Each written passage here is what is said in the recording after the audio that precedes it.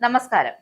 അമേരിക്കയും ഇറാനും തമ്മിലുള്ള സംഘർഷം അവസാനിപ്പിക്കുന്നത് ലക്ഷ്യമിട്ടുള്ള പ്രാഥമിക സമാധാന കരാറിൽ ഇരു രാജ്യങ്ങളും ധാരണയിലെത്തിയതായാണ് റിപ്പോർട്ട്. നിലവിലുള്ള വെടിനിർത്തൽ നീട്ടുന്നതിനും ഇറാന്റെ ആണവ പദ്ധതിയെക്കുറിച്ചുള്ള ചർച്ചകൾ പുനരാരംഭിക്കുന്നതിനുമുള്ള 60 ദിവസത്തെ കരാറിലാണ് ഇപ്പോൾ ധാരണയായിരിക്കുന്നത്. ഇറാന്റെ ഉന്നത നേതൃത്വം ഈ നിർദ്ദേശത്തിന് ഇതിനകം അംഗീകാരം നൽകിയിട്ടുണ്ട് എങ്കിലും പ്രസിഡന്റ് ഡൊണാൾഡ് ട്രംപിന്റെ അന്തിമ അനുമതിക്കായി കാത്തിരിപ്പ് തുടരുകയാണ്. ബുധനാഴ്ച ചർച്ചകളുടെ പുരോഗതിയിൽ ട്രംപ് അതൃപ്തി പ്രകടിപ്പിച്ചിരുന്നു. വിഷയത്തിൽ തീരുമാനമെടുക്കാൻ തനിക്ക് കൂടുതൽ സമയം വേണമെന്ന് അദ്ദേഹം മധ്യസ്ഥരെ അറിയിച്ചിരുന്നു. എന്തായാലും ആഗോള രാഷ്ട്രീയ ഭൂപടത്തിൽ അമേരിക്കൻ സാമ്രാജ്യത്വത്തിന്റെ ഭീഷണികൾക്കും നാവിക ഉപരോധങ്ങൾക്കും കനത്ത തിരിച്ചടി നൽകിക്കൊണ്ടാണ് ഇറാൻ തങ്ങളുടെ തന്ത്രപരമായ മേധാവിത്വം വീണ്ടും തെളിയിച്ചത്.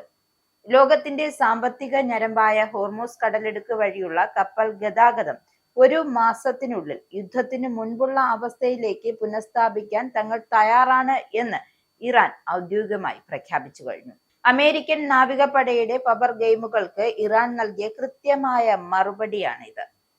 ഇസ്ലാമിക് റിപ്പബ്ലിക്കിൽ നിന്നും അമേരിക്കൻ സേന പൂർണ്ണമായും പിന്മാറുന്നതും ഇറാനുമേൽ അമേരിക്ക അടിച്ചേൽപ്പിച്ച നാവിക ഉപരോധം നീക്കുന്നതും ഉൾപ്പെടുന്ന ശക്തമായ ഒരു ചട്ടക്കൂട് കരാറിന്റെ അതായത് ഈ ഒരു ചട്ടക്കൂടിനകത്താണ് ഈ കരാർ രൂപപ്പെട്ടിരിക്കുന്നത്.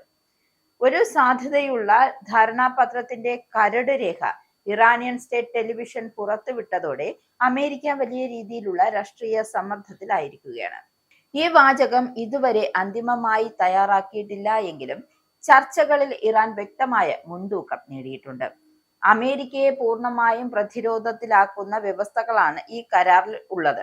ഇറാന്റെ നാവിക ഉപരോധം പിൻവലിക്കാനും ഇസ്ലാമിക് റിപ്പബ്ലിക് ഓഫ് ഇറാനിലേക്ക് പോകുന്നതോ അവിടെ നിന്നും പുറപ്പെടുന്നതോ ആയ ഒരു കപ്പലിനെയും ഇനിമേൽ ഉപദ്രവിക്കില്ല എന്ന ഉറപ്പ് നൽകാനും അമേരിക്ക ബാധ്യസ്ഥരാണ്.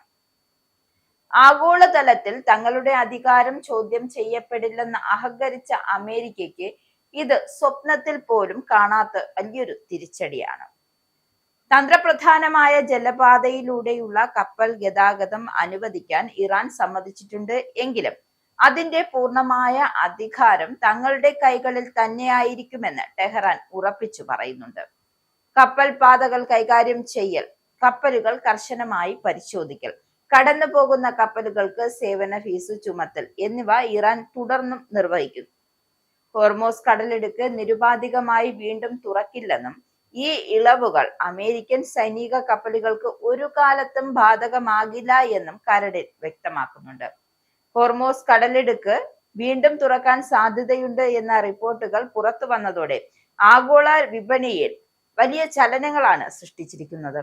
അന്താരാഷ്ട്ര വിപണിയിൽ എണ്ണവില $90 താഴേക്ക് കുതിച്ചു കഴിഞ്ഞു. മേഖലയിലെ ഇറാന്റെ സ്വാധീനം ആഗോള സമ്പദ് വ്യവസ്ഥയെ എത്രത്തോളം നിയന്ത്രിക്കുന്നു എന്നതിന്റെ വ്യക്തമായ തെളിവാണ് എണ്ണവിലയിലുണ്ടായ ഈ പെട്ടെന്നുള്ള ഒരു ഇടിവ്. മേഖലയിൽ നിന്നും അമേരിക്കൻ സൈന്യത്തെ പിൻവലിക്കുന്നതിനെ കുറിച്ചുള്ള അമേരിക്കയുടെ പ്രതിജ്ഞാബദ്ധതയും റിപ്പോർട്ടിൽ എടുത്തു പറയുന്നുണ്ട്. യുദ്ധത്തിന് മുൻപും യുദ്ധകാലത്തും വിന്യസിച്ചിരിക്കുന്ന സേനകളെ മാത്രമാണോ അതോ ഗൾഫിലെ നിലവിലുള്ള അമേരിക്കൻ സൈനിക താവളങ്ങളെ മുഴുവനാണോ ഈ പ്രതിജ്ഞാബദ്ധത പരാമർശിക്കുന്നതെന്ന കാര്യം വ്യക്തമല്ല. ഇറാൻ അതിർത്തികളിൽ നിന്നും അമേരിക്കൻ സൈന്യത്തിന് പിൻവാങ്ങേണ്ടി വരും എന്നത് ഉറപ്പായിരിക്കുകയാണ്. എന്തായാലും ഈ ചട്ടക്കൂട് ധാരണയെ തുടർന്ന് ഇറാനും അമേരിക്കയും 60 ദിവസത്തെ സുപ്രധാന ചർച്ചാ കാലയളവിലേക്ക് പ്രവേശിച്ചിരിക്കുകയാണ്. ഏതൊക്കെ വിഷയങ്ങളാണ് ചർച്ച ചെയ്യേണ്ടതെന്ന് പൂർണ്ണമായും പുറത്തു വന്നിട്ടില്ല എങ്കിലും ഈ 60 ദിവസത്തെ ചർച്ചകൾ ഒരു അന്തിമ കരാറിലെത്തിയാൽ ഐക്യരാഷ്ട്രസഭയുടെ സുരക്ഷാ കൗൺസിലിന്റെ നിയന്ത്രിതമായ പ്രമേയത്തിലൂടെ ഈ കരാർ ആഗോളതലത്തിൽ അംഗീകരിക്കപ്പെടും. എന്നാൽ അന്താരാഷ്ട്ര തലത്തിൽ തങ്ങൾ നേരിട്ട ഈ വമ്പൻ തിരിച്ചടി മറച്ചുവെക്കാൻ അമേരിക്ക ഇപ്പോൾ കടുത്ത പരിഭ്രാന്തിയിലാണ്.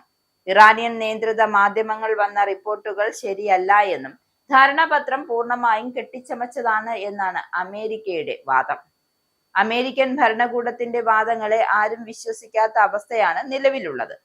കാരണം ദിനംപ്രതി ഓരോ നിലപാടുകളുമായാണ് ട്രംപ് രംഗത്തെത്തുന്നത്. ചർച്ചകൾ ഒരു വശത്ത് പുരോഗമിക്കുമ്പോഴും തങ്ങളുടെ തകർന്നുകൊണ്ടിരിക്കുന്ന ഇമേജ് വീണ്ടെടുക്കാൻ മെയ് 25-ന് അമേരിക്കൻ സൈന്യം തെക്കൻ ഇറാനിൽ പുതിയ ആക്രമണങ്ങൾ നടത്തിയിരുന്നു. ഇറാനിയൻ മിസൈൽ കേന്ദ്രങ്ങളെയും മൈനുകളെയും സ്ഥാപിക്കാൻ, അതായത് ഇവയെല്ലാം സ്ഥാപിക്കാൻ, മൈനുകൾ സ്ഥാപിക്കാൻ ശ്രമിച്ച ബോട്ടുകളെയും ലക്ഷ്യമിട്ടാണ് ഈ ആക്രമണം നടത്തിയത്.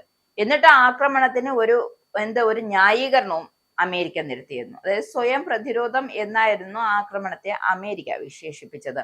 ഇതിനു പിന്നാലെ ഇറാൻ തങ്ങളുടെ സമ്പുഷ്ടീകരിച്ച യുറേനിയം അമേരിക്ക കൈമാറണം എന്ന ആഭ്യന്തര സമ്മർദ്ദം മൂലമുള്ള പുതിയ ആവശ്യവുമായി ഡൊണാൾഡ് ട്രംപ് രംഗത്തെത്തുകയും ചെയ്തു. ഏതായാലും സംഭവങ്ങൾ വാഗ്വാദവും പ്രതിവാദവും എല്ലാം കൂടി മൊത്തത്തിൽ കരാറിലെത്താതെ, കരാർ എന്താവും മുന്നോട്ടുള്ള സ്ഥിതി എന്നറിയാത്ത ഒരവസ്ഥയിൽ എത്തി നിൽക്കുകയാണ്.